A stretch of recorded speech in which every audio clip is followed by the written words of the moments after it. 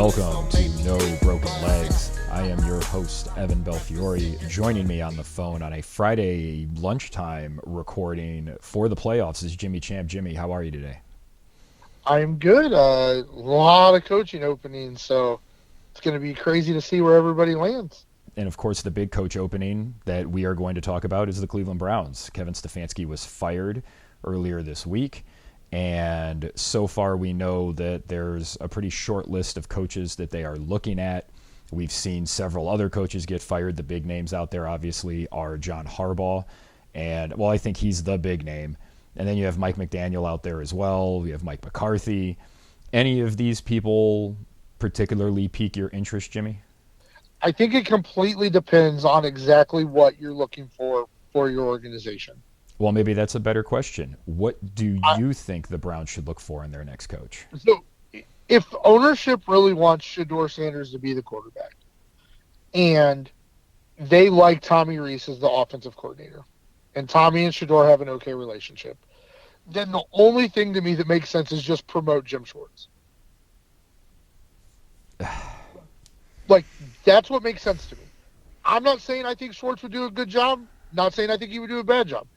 I think that would be the only thing that makes sense, because when you think about how many times every other team in the draft passed on Shedeur, you didn't hear anybody really banging tables for Shedeur.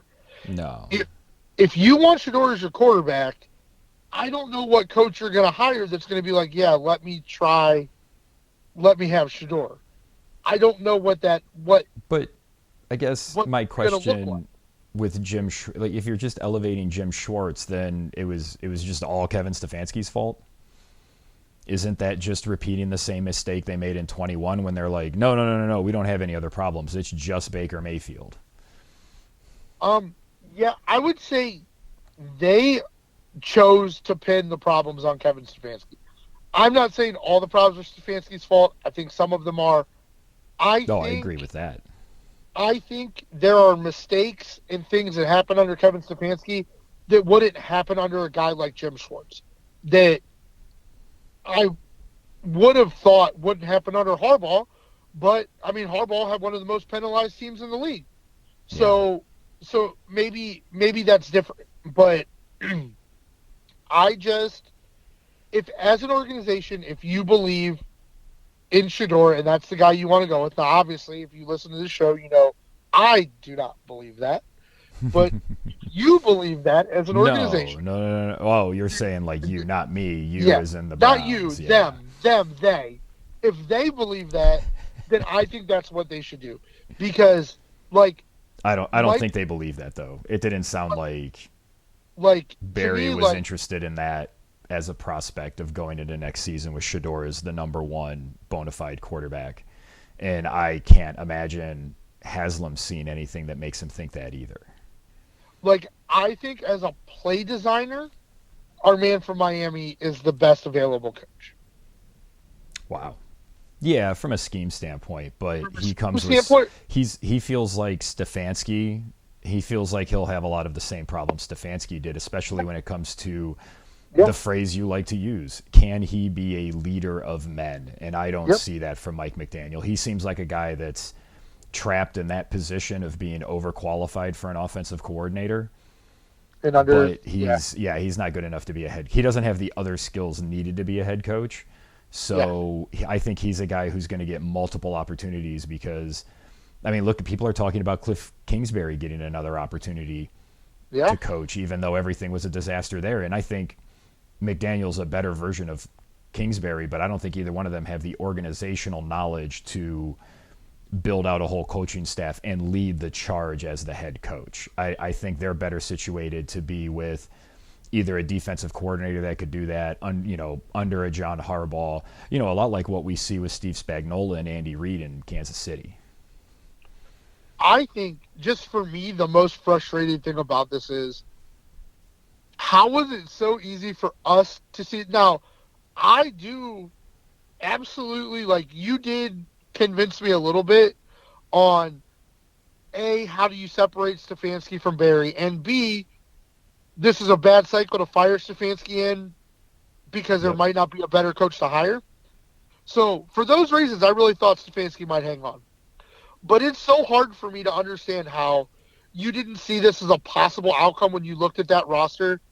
And if this was a possible outcome this year, how the hell didn't you do this last year and give this job to Mike Vrabel? Well, what they've done is what the Browns always do. They let a problem from the past lead them to make a bad decision today that leads to future problems. And now we're on the cycle where if this team's bad next year, like I kind of expect it to be, we'll see what the offseason brings. Barry's not, like they're going to fire Barry, and then the coach is going to be fired. Right. And now we're back on that merry-go-round. Yeah. And the decision that still haunts this franchise is after the 2020 season, they had organizationally made the decision they did not want to extend Baker Mayfield. I don't want to argue about whether they should have or not anymore. They had made the decision they did not want to do that.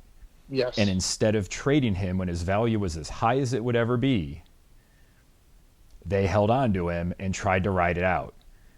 And it created all of the problems. That's the source of the beginnings of mistrust between Mayfield and the organization. They spent the offseason leaking stories about how he didn't deserve the contract for X, Y, and Z reasons. And maybe those were good reasons, maybe they weren't. It doesn't matter. The relationship with the player had broken down because they were bashing him in the media to try to win a contract dispute and save $5 million. Yeah.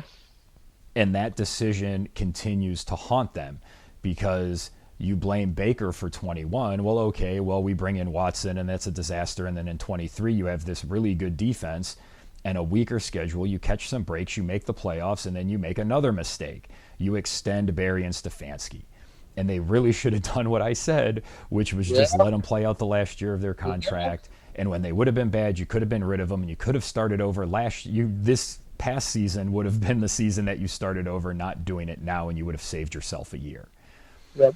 Yeah. But here we are. They continue to let these mistakes pile up, and I really think they needed to make a clean break. I would make a big pitch to Harbaugh, but I can't imagine he'd want anything to do with this organization if Haslam is insisting that Barry keeps the GM job, even for somebody like Harbaugh. I think that's a mistake, but I don't think Harbaugh is going to take this job. I don't think they're going to promote from within. I think they're going to go for somebody. I would hope an offensive coach for the reasons we've talked about. Look at what's happening with Baker in Tampa. Yep. They're going to have their fourth offensive coordinator in 4 years because their head coach is a defensive guy and they've put him in charge. So now you bring in the first two offensive coordinators they brought in are coaches who will be coaching this weekend. Baker played well. They got jobs. So even if they bring in somebody next year as OC, if Baker looks good again, guess what? That guy's probably going to get promoted to a head coaching job and you're going to lose him. Can I just throw some names that I don't want any part of? Yes, please. Mike McCarthy, out. I'm fine. I don't need him. Yeah. That's looking back. I don't think that's a good way forward. I'm not interested in Jim Schwartz either, although I think he could bring, if you look at Jim Schwartz as a bridge coach to a guy down the line, where he maybe stabilizes the franchise for a couple of years, starts to build some culture of accountability. But, I mean, he's been in there that whole time. I don't know how he's going to actually do that. I'm also not interested in Todd Monken. That Baltimore offense always looks so bizarre that I don't think he can be trusted with a young quarterback. Maybe Mike LaFleur. I worry about Mike LaFleur, the whole nepotism thing, but he has been underneath Kyle Shanahan.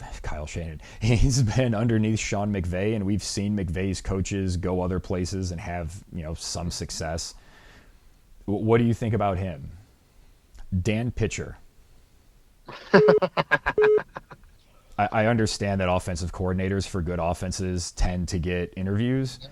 But this is an offense that has Joe Burrow, the number one pick, and a bona fide top 5 QB. They have Chase and Higgins. Chase, who's setting records that put him in line with players like Randy Moss. And Higgins is a really good player. He makes some really nice catches on the sidelines. He's overqualified for a 2. He'd be a 1 on most teams. How much of that is him and how much of it is those other guys? Because I think a lot of that is Joe Burrow and those receivers. And I think a lot less of it is Zach Taylor and Dan Pitcher. What say you? Well, yeah, because you think about, a game they lost. Now, mind you, it was without Joe Burrow, but they lost a game early in the season because this guy couldn't score a touchdown from the 1-yard line. Like, had all the rest of the weapons, I'll give you Burrow wasn't out there, but you have a competent quarterback at the 1-yard line, and you can't figure out how to get Jamar Chase the ball. I have a problem with that. Yeah. I'll throw one more name out there that I'm interested in. I'm interested in Brian Flores. I know he's a defensive guy, and that gets you into what I talked about with Tampa Bay and Bowles. But I think he's a really good coach. And I think he'd be an outside voice that could do what I said you could maybe try and do with Schwartz. But like Brian Flores would come in and establish accountability right away, and I think that's what this team needs. Yeah, I'd take Brian Schwartz right now. Or Brian Flores right now. I'll take Brian Flores right now. Give him to me. Sign the contract. Yeah. And then figure out who your offensive coordinator is going to be. And do you expect them to take a quarterback with their first-round pick? I'm not even going to try to pretend at this point. I mean, I have no idea. Yeah. I think it all depends on the coach. I think that's... They got to start there before you can start figuring out what's next. You better hire the coach quick so you can figure out the plan because, I do not believe Shedeur Sanders is one of the 32 best quarterbacks in the NFL, should be a starting quarterback. But regardless of who the starting quarterback is next year, you need wide receivers and offensive line play. So, to me, the first pick should still probably be the best wide receiver on the board. Whoever you decide that is there, you draft them, and you just go on about your day. Yeah. And you go sign Davis Mills or Mac Jones or Malik Willis or a backup who might be available who I think is better than Shedeur Sanders. We see where that goes. Every time somebody says Malik Willis, I'm just like, am I going to have to endure a whole, because they don't sign anybody until damn near March. Yeah. I have to endure months of Malik Willis talk, and then, the Browns will get him, and they'll talk about how great he is in camp, and then games will start playing, and he'll be Malik Willis again, and we'll be like, oh, yeah, this guy's not really a quarterback. Like, he's a really good athlete. He can do some things, but he's not really a quarterback. That would be sad, but I guess that would show just how good of a coaching staff they have in Green Bay. Because he looked really good at those games he played. Like, he looked like a very competent quarterback. But that's because I think Green Bay has a really good coach. Yeah. And I guess those, Matt LaFleur could be out there if Green Bay loses this weekend. You could maybe have Sirianni out there if Philadelphia loses this weekend. Yeah. Could Mike Tomlin be out there if they lose? I don't know. Yeah. And then Sean McDermott in Buffalo if they get bounced by Jacksonville in the first round, is it time to make a change there? I think you and I I think we both said they should have made a change last year. Yes. Yeah. Not that I think McDermott's a bad coach. I just don't think he can get them over the hump. Yeah, I agree with that. Oh, we forgot to mention Daboll. Any interest in bringing him back? Yeah, I would take Daboll. Yeah, I think he sort of looks like a guy that maybe he needed to have a coaching position before he really learns the job. Yeah. But I also worry that things turned into a mess in New York because that organization's a disaster, and he would come to another organization that's a disaster. Yeah. So I don't care what Jimmy Haslam says. This organization's dysfunctional. He can spin whatever he wants to the media. So let's get to some games. The games start tomorrow at 4:30. Some of these are on streaming. This is going to be the new norm. We'll see how many playoff games wind up on streaming services over the next couple of years, but I'm sure it'll be more than there are now. Our first game sees the LA Rams traveling to Carolina to take on the Panthers. The Rams are 10.5-point favorites. 45.5 is the over-under. Jimmy, we saw this game earlier, not that long ago. It was like a month and a half ago. Super fluky. Carolina had 2 fourth-down touchdown bombs. Stafford threw a pick 6. Andy threw a pick in the end zone. So there's 28 points that swung to Carolina. Do you expect this game to be fluky like that, or do you think LA is like, no, that was bullshit, we're going to prove we're the best? Yeah, I'm okay taking the Rams at 13.5. I think they win this game by 2 touchdowns. Yeah, if they were fully healthy on the offensive side of the ball, they are getting Devontae Adams back. That's going to really help. I do still worry about the health of that offensive line. That is where the cracks really showed for them. But if they're playing well up front on the O-line, they should be able to put up a ton of points on Carolina. I just don't see Bryce Young being able to lead that team to score enough to keep up with them.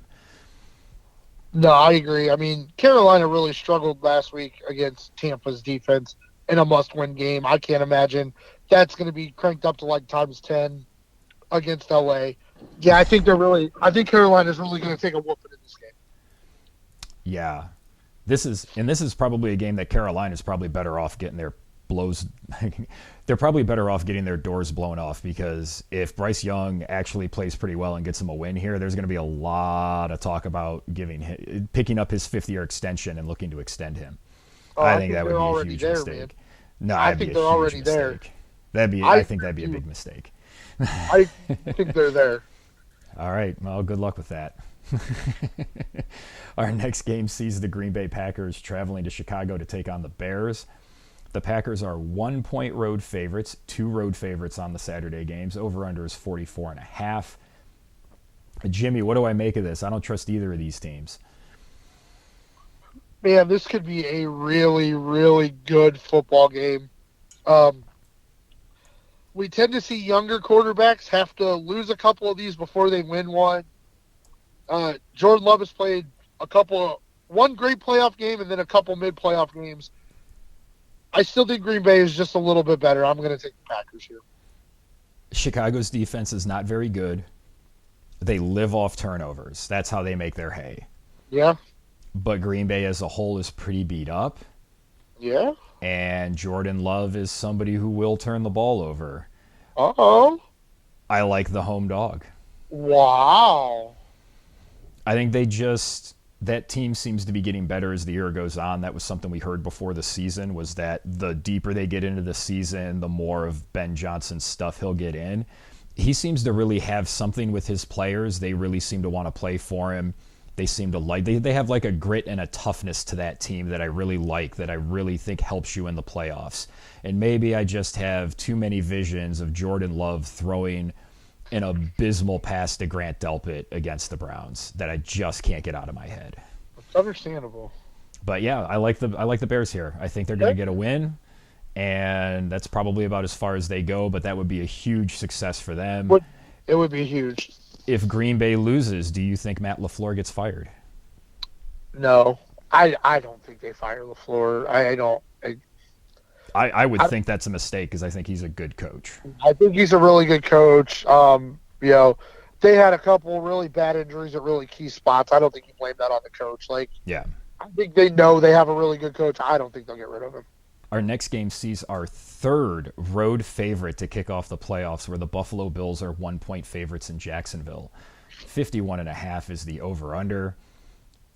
Jimmy, this is such a strange game. We expected Buffalo to be better this year. I talked about how Jacksonville was either going to win more than 10 games or less than 5. They ended up winning 13. They've looked awesome. They're on a huge winning streak. They just took Denver to task about a month ago. What do you make of this game? I think this is another playoff game where the forced parity that the NFL shoves down our throats because of the way they schedule is going to hurt the Jacksonville Jaguars. I've heard a lot of people say that, Buffalo has all the pressure on them. No 6 seed has ever had as much pressure as this. I think all the pressure is on Jacksonville. You won 13 games. The 2 best teams you played were Seattle and the Rams. And in those 2 games, you scored like 9 points.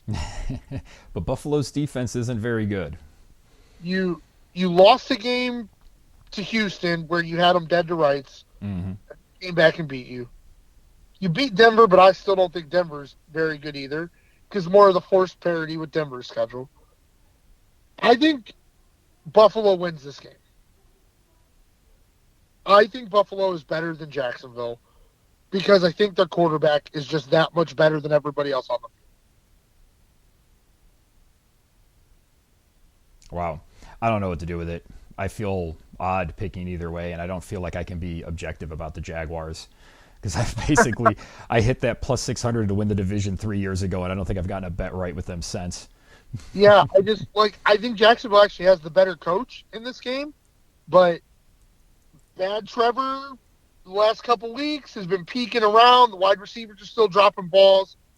I agree Buffalo's defense isn't great. I think they'll be good enough because I think like let's say Josh Allen comes out first drive, does Josh Allen things. Trevor goes 3 and out. Now Buffalo kicks a field goal. Jacksonville's down 10-0. Man, we won 13 games. What's going on? Yeah. Like I just think the pressure's actually on Jacksonville, myself personally. Yeah, I don't disagree with that. I think Buffalo usually dominates these first round games, so it's probably the safe bet to take Buffalo. Josh Allen's pretty good in the first round of the playoffs. Yeah. Our next game sees the San Francisco 49ers traveling to Philly to take on the defending Super Bowl champions. Eagles are 5.5-point home favorites. 44.5 is the over-under. The question I have with this game, Jimmy, is can the Eagles do to San Francisco what Seattle did last week? Yeah, I think so. I think they have the skills to do it. And San Francisco's just so beat up. I think they'll play admirably, but I think Philadelphia gets this job done. Yeah, and this was a 4.5 line not that long ago. Now it's up to 5.5. I think the smart money's moving towards Philly.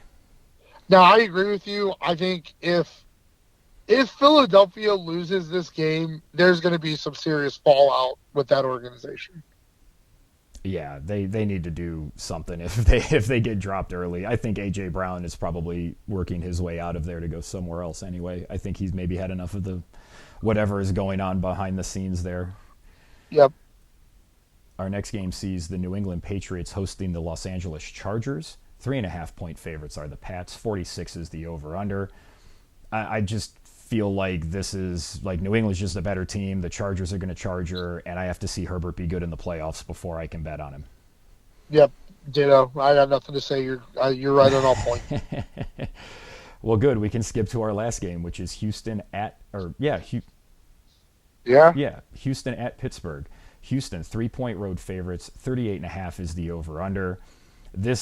I'm taking Pittsburgh because the spread's 3.5, and this feels like a field goal game. Like this game could be 6-3 for like what we know, because Houston's offense has been completely inept at times, and I don't really see how Pittsburgh's going to be able to move the ball consistently against that Houston defense.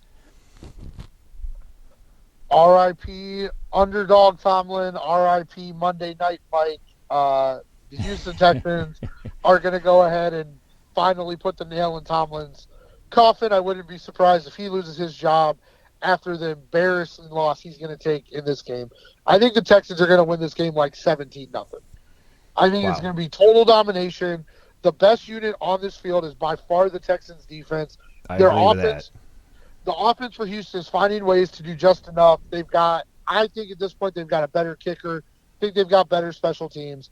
I think this is it for the Steelers. I heard some people say that they think the reason Aaron Rodgers didn't take hits all year so he can stand in the pocket and take hits in the playoffs, not from this defense. Not from these guys. Like I think this is going to be a bad game for the Steelers. Steelers fans, prepare for this, because I think DeMeco Ryans is what Mike Tomlin used to be, and I think the changing of the guard in that aspect is coming, and I think the Texans easily win this game.